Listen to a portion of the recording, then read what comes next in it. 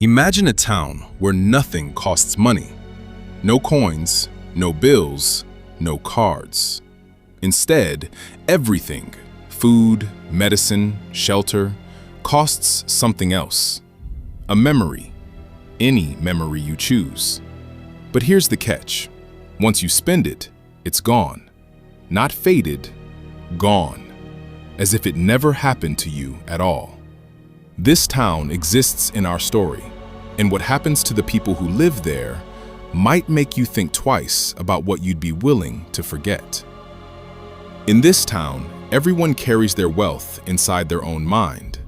The more memories you have, good ones especially, the richer you are considered to be. Not because memories can be spent freely, but because they're the only thing of true value anyone has left to trade. At the center of the marketplace sits the memory merchant. No one remembers her real name or if she ever had one. She sits behind an old wooden counter, surrounded by shelves of small glass jars. Each jar holds a memory someone once traded away. She never asks what a memory means to you. She only asks what you're willing to give up. Our story follows a young man. We'll call him Wren. Wren lives a quiet, ordinary life at the edge of town with his younger sister, who has been sick for weeks. The town healer says there's a cure, but the healer, like everyone else here, doesn't accept coins. Wren goes to the merchant with nothing but desperation. She tells him the price of the medicine, one memory, any memory he chooses. Nervous, Wren offers up something small, a memory of a rainy afternoon, nothing special. The merchant nods, places her hand gently on his forehead, and pulls out a small, glowing wisp of light. It floats into a jar, and just like that, Wren can no longer remember that rainy day ever happened. His sister recovers. Wren doesn't think much of the lost memory. It was small, forgettable, unimportant. Life goes on. But weeks later, trouble finds him again. This time, it's their home. A storm damages the roof, and repairs cost more than Wren can offer. The merchant looks him over and names her price. Not a small memory this time, a meaningful one. Wren hesitates, but with nowhere else to turn, he offers up his memory of learning to ride a bike with his father years ago. Gone, just like the first. Here's what Wren doesn't fully realize yet. Every time he pays, the price gets a little steeper. Not because the merchant is cruel, but because the town itself runs this way. The bigger the need, the bigger the memory required. And needs, in this town, never seem to stop coming. Over time, Wren notices gaps, not painful ones. He doesn't miss what he can't remember. That's the strange cruelty of it. He doesn't feel the loss. Everyone around him does. His sister sometimes mentions moments he no longer recalls. Friends reference jokes he can't place.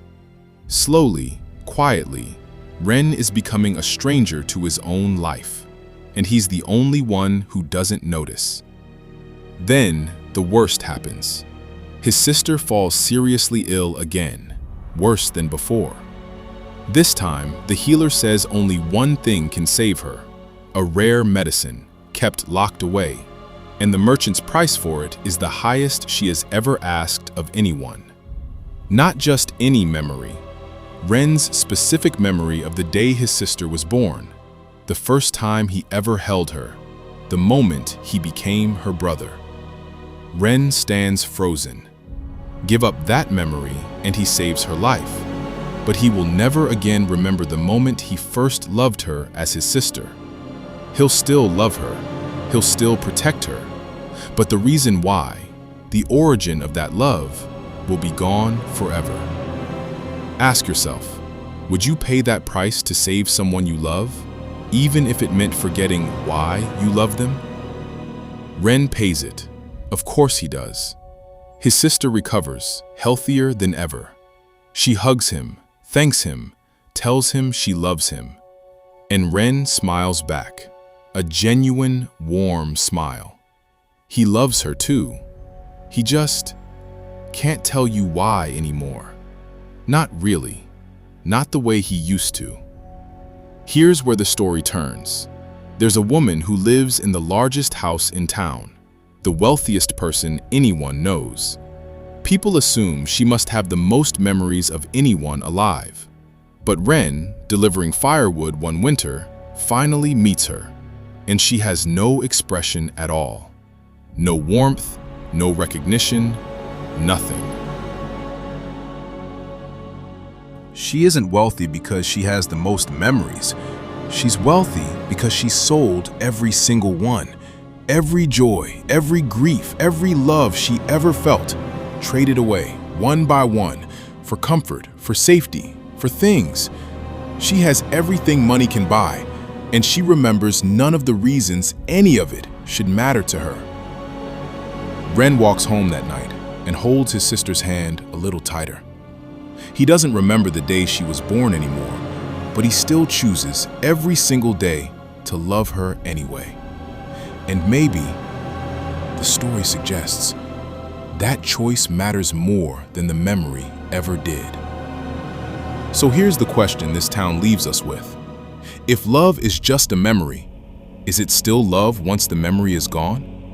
Or is love something we choose again, every day, memory or not? What would you have paid? If this one stuck with you, there's more where that came from. New stories every week.